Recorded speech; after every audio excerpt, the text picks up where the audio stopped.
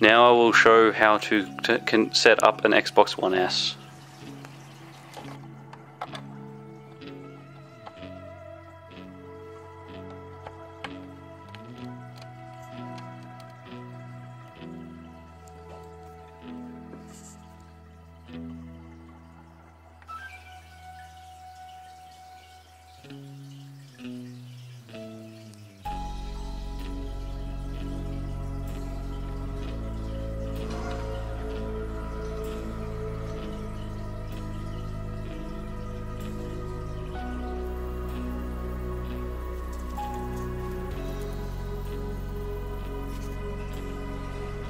Okay, so we've plugged it in as per the quick start guide. We've pressed the power button, and now this is what we're presented with. So again, I'll repeat, I apologise for the sound of the fish tank, but meh. And I don't have a HDMI capturing device or any form of capturing card for my computer, so I have my camera pointed as best as I can at the TV. And it's using the TV speakers, not the sound system speakers, only for simplicity of plugging in.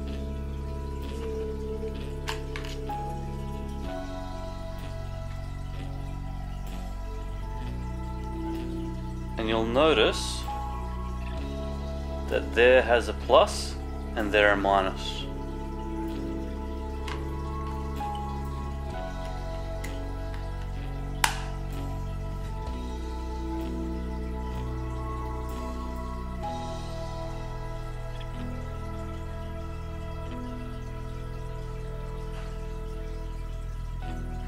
So as you can see at the top, that's the number of steps we have remaining.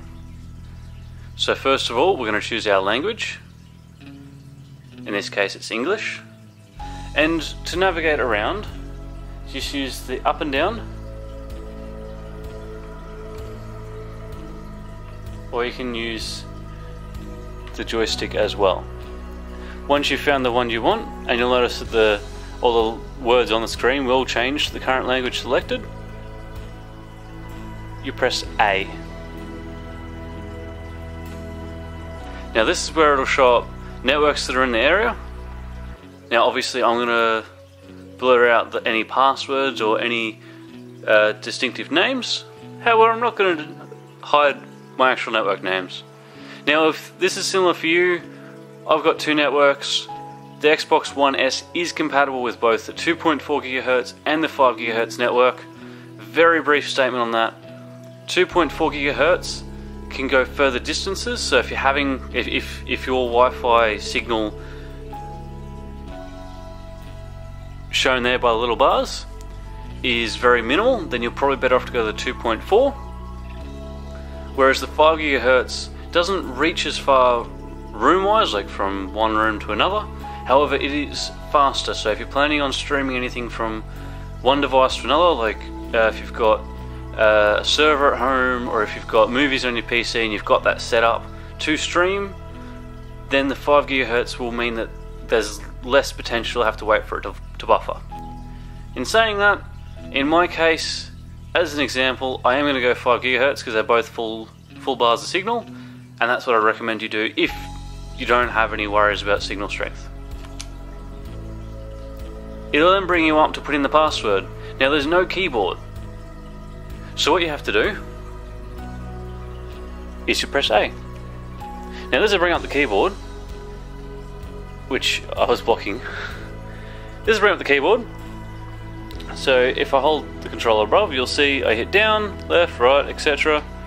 And I can also use the joystick. Then once I've found the character I want, you hit A, and that will then fill that in. Keep on going until you've put in your password. Now if you need symbols, you press the symbols button and press it again to go back. And you can either navigate to it or use LT, which is left trigger.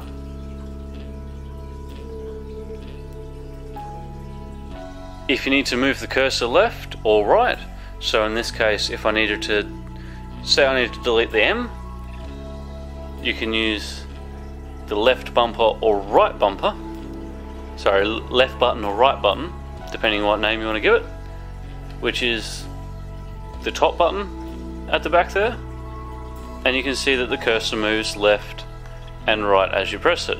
Again, you can navigate on the keyboard using the joystick or the well, I have a mental blank on that. The arrowy pad thing. You'll figure it out. And you can then move the cursor left and right. Once you've found it, you can navigate again to the backspace using the arrows and press A, or you can also just, wherever you are on the keyboard, press X. Just same with Y as down the bottom for space, and the left joystick, which changes it between capitals, and you'll see that I'm just pressing down on that. I'm not moving it around, I'm just pressing it straight down. Once you put in your password, you hit Enter key, which is either using the menu or by scrolling down and choosing Enter. I shall now put in my password. That will then connect to the wireless network, and it will then check the connection. Now, depending on your internet connection, this can take a little bit of time, but my connection isn't too bad, so it's now complete, and I can hit continue, which again is by pressing A. Then it asks you where in the world you live. So again, you use the up and down and choose your country. For me, that's Australia. Now, you do need to update when you buy your Xbox. You will not be able to use your Xbox unless you update it, which means you do need an internet connection when you buy the Xbox. Once you've got the Xbox set up, you don't necessarily need the internet connection. At times, you will need to do updates, etc., but from day-to-day experience, you won't need the internet unless you want to use it for YouTube or playing games online, etc. And some games do require internet just to play the single campaign offline, and some games are only online. So you are best to check the back of the games box down the bottom to see what its requirements are, and it will also tell you whether it's multiplayer or not. So in this case, you can just go down and choose turn off Xbox if you so desire, but next time you turn it on, you will need to connect to the internet and do the update. Now, it will remember where you are, and it will come back to the screen when you turn it on next time. But at the moment, I'm going to do start update. Now you'll be shown a screen which shows you how large the update is, which that's roughly 1.5 gigabytes. Now, depending on your internet connection, it could take 10 minutes, could take 2 hours, or it may even be overnight. But once you're on the screen, you just leave it where it is and do not turn it off. If, however, the power does happen to go off, that's fine, but you're best to just leave it on as is. If you get a screen like this, there's a number of possible reasons. One of them is your internet connection is having a problem, like you've just lost a network connection, or the internet's gone down in your area, or just for your house. Or it could also be, which I experienced when I bought my original Xbox, I'm with a provider that have Xbox services unmetered. The problem I had, and I even returned my Xbox One, got another one, had the same issue. It turned out that my internet provider had a bad copy of the update. To resolve that, I had to change the DNS servers in my router away from my internet service providers to another one, to an alternative, and I used Google's. But the first thing I will do, as this has obviously just occurred again, is I'll just hit A to try again.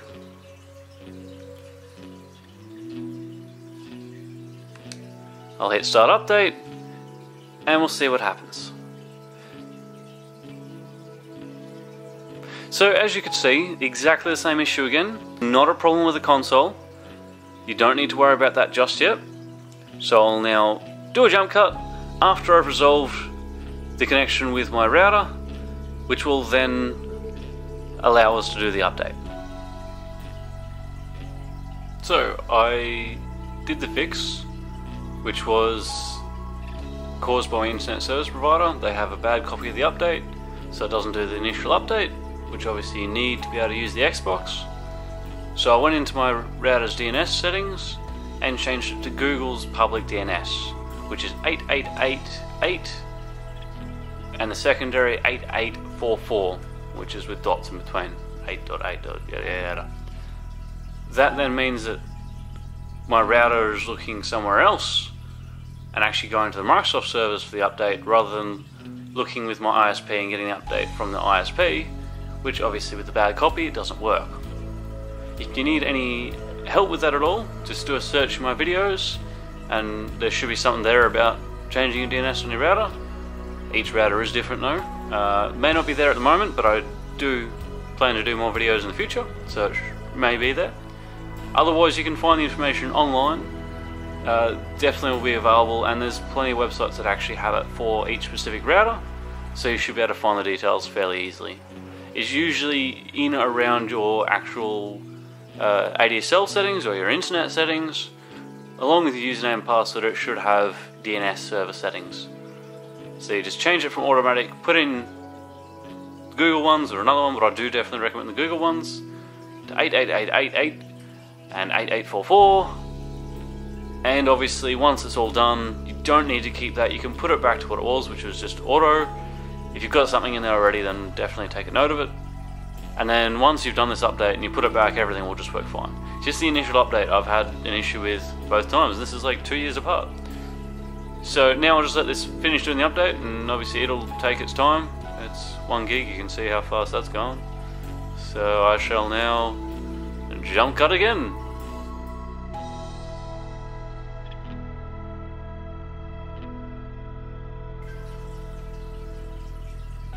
So once it has finished downloading, it'll then restart, which at the moment the Xbox light is flashing to indicate it's turning off. It is now stopped, and as you can see, the input is now waiting for something on the TV. It is now come back on, the light's on anyway, and in a moment we will then see something come on the screen. It is now updating, and this might do this a few times throughout the process. So on the left it's got the actual steps and the percentage through that step, and at the bottom you've got the overall percentage.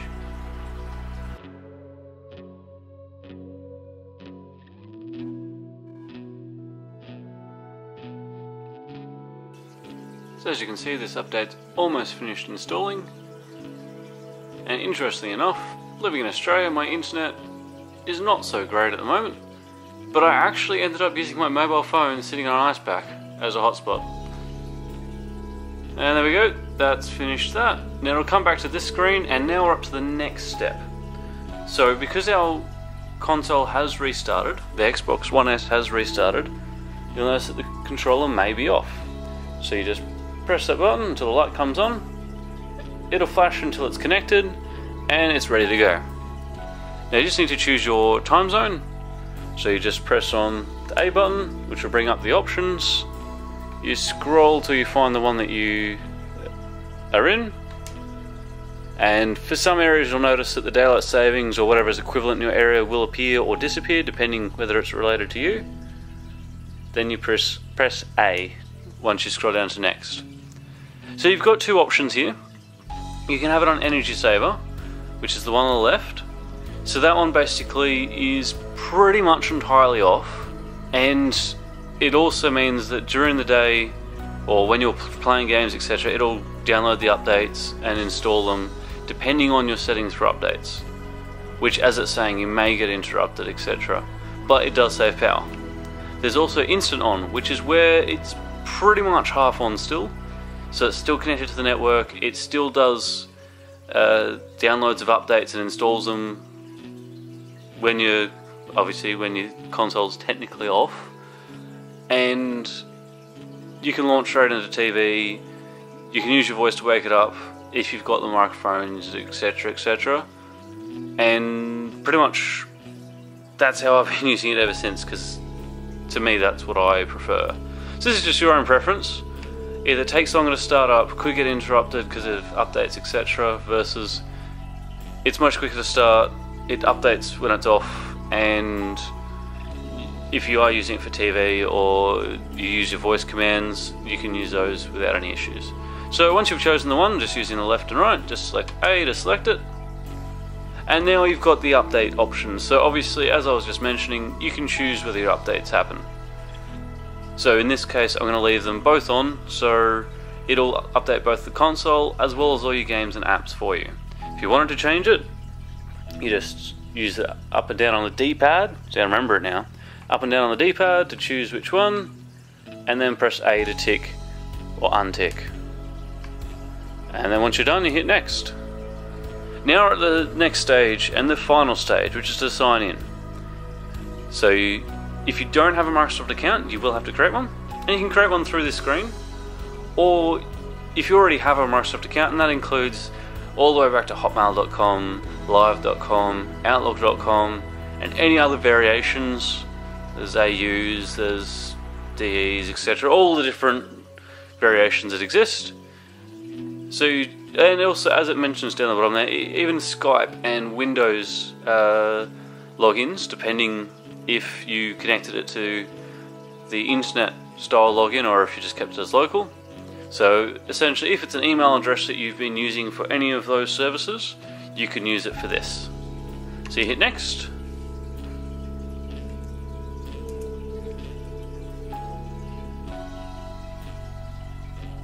So just as before, the keyboard will come up automatically this time, and you can scroll around to select the characters, and you'll notice down the bottom next to space you've got an @ symbol and a .com, just to make it that little bit quicker for you. You can also choose the other options on the screen, which is by hitting the B button.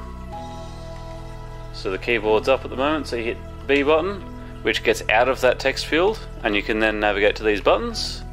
And you can also go back into it and hit A to then get that keyboard back up. So I will now type in the email address, and you will need to put the full email address, so that @ symbol with hotmail.com or outlook.com, etc. Then go to enter or hit the menu button. It'll then load for the password. Now again, if you need to access that button up the top left there, I forgot my password, you hit the B button to escape out of the keyboard, and then you can navigate across. Otherwise, the keyboard will automatically come up and you type in your password. And then again, you just hit the enter key or the menu button. And if you've got the password correct,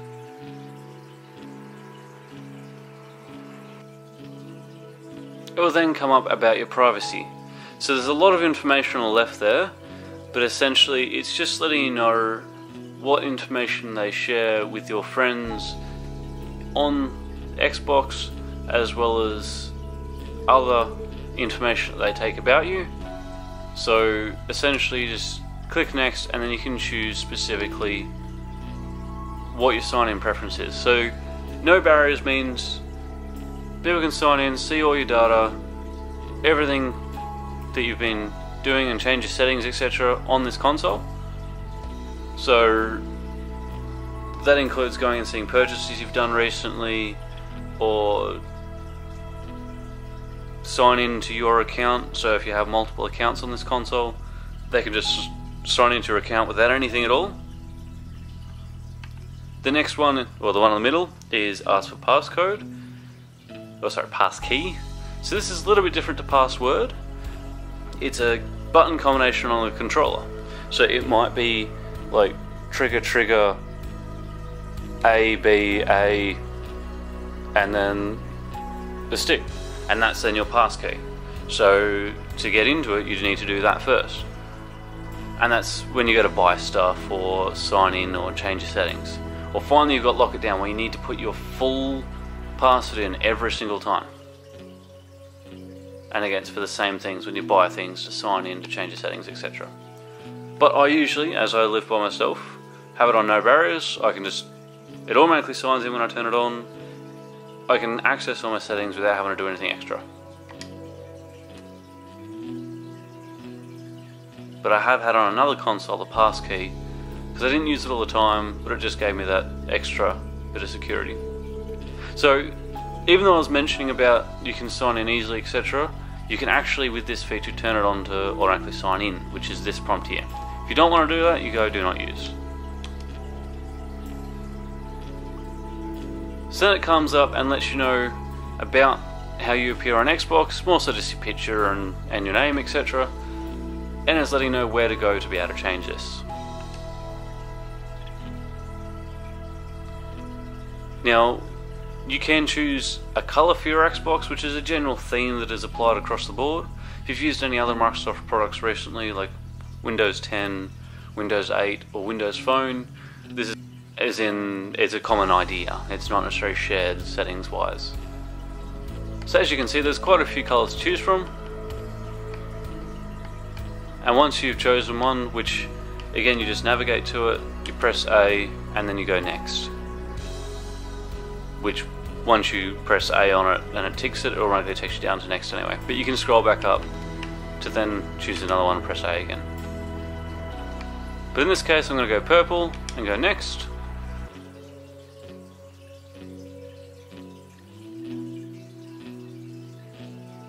So it's now talking about Xbox Live Gold.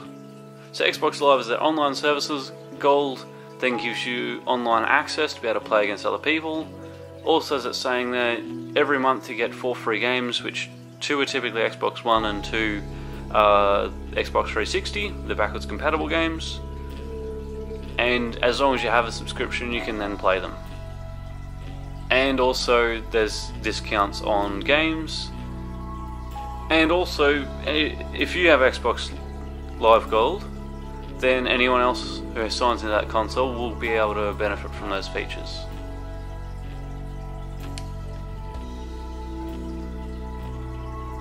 So obviously now it's told you about it, it's now asking whether you want to buy it.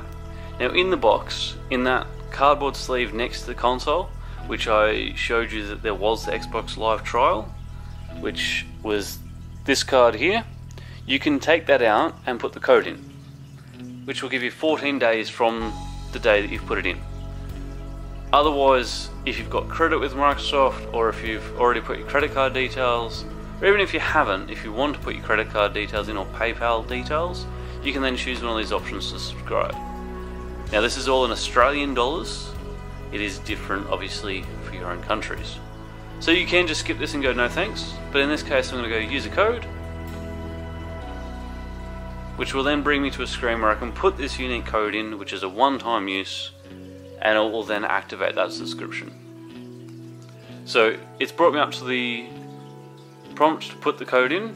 You just need to hit A to bring up the keyboard, because we're in a text field, and again we'll put this code in. So as you're putting this code in, you don't need to do any capitals or any dashes or anything. You just type in the letters and numbers as it is on the voucher or gift card, whatever you want to call it, and it will automatically make it capital and put in the symbol, the dashes for you.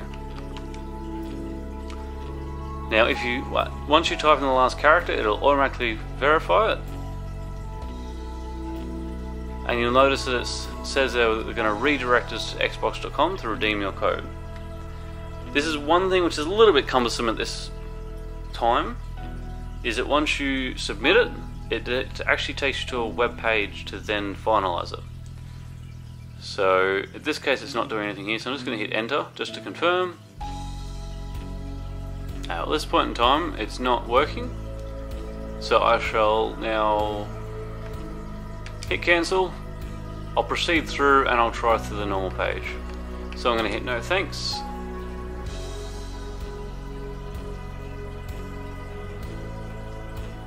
Now it's going to do an intro video.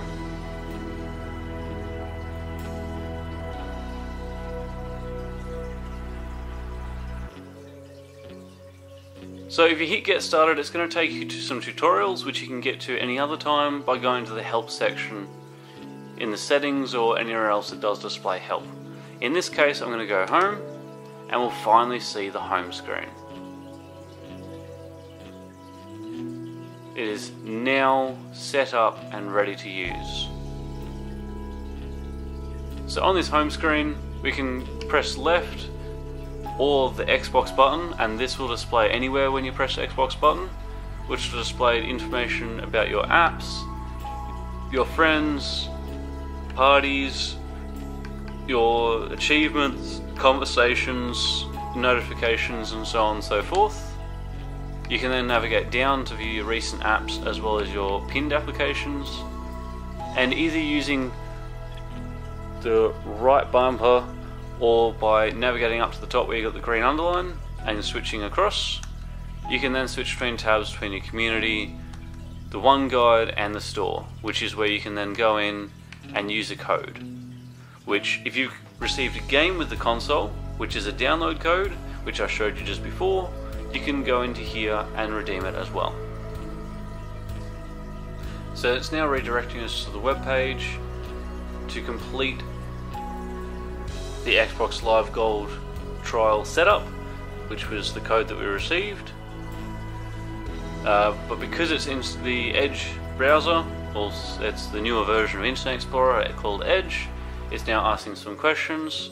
So this is completely up to you. I just have my own preferences. The defaults are absolutely fine. I just personally like to untick that one.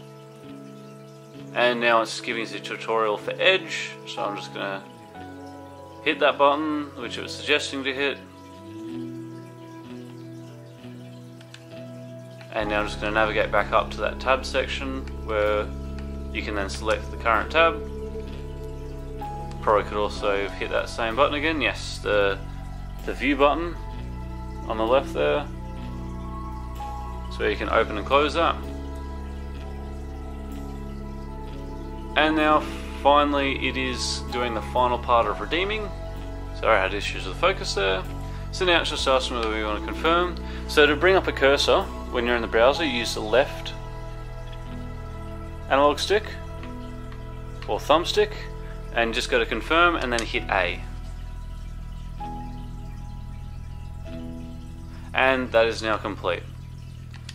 Hit close, and now we're going to use the B button a few times until we get back to this screen where we can then use another code, or hit the Xbox button at the top of the controller and press AA to go back to home. So as I mentioned, I don't know why we have to go to a web browser just to say yes, I want to use this, but that's how it is at this current time. The final thing I'll mention is now you've got the Xbox up and running, either using the Xbox button on the controller to bring up that menu, or when you're on the home screen going to My Games and Apps, so either there or pressing A or right arrow and then going to Games and Apps. This is where you can see all of your games, all of your current installations and downloads, etc. So we have no games at the moment, we've got 10 apps, we have 1 membership. This is our apps that we've bought but don't have installed, so you can buy them, uninstall them, and they'll just sit there in this section and you can then find them and install them again.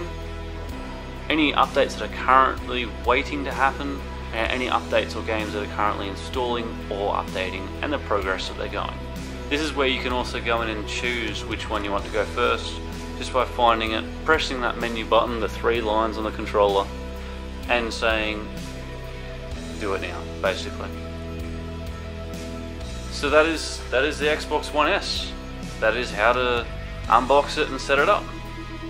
So thank you very much for watching this video. Let me know in the comments if you have any more questions at all about the Xbox, and I'll happily do some more videos or respond to your comments. Otherwise, if there's anything else at all, just let me know. I'll catch you next time.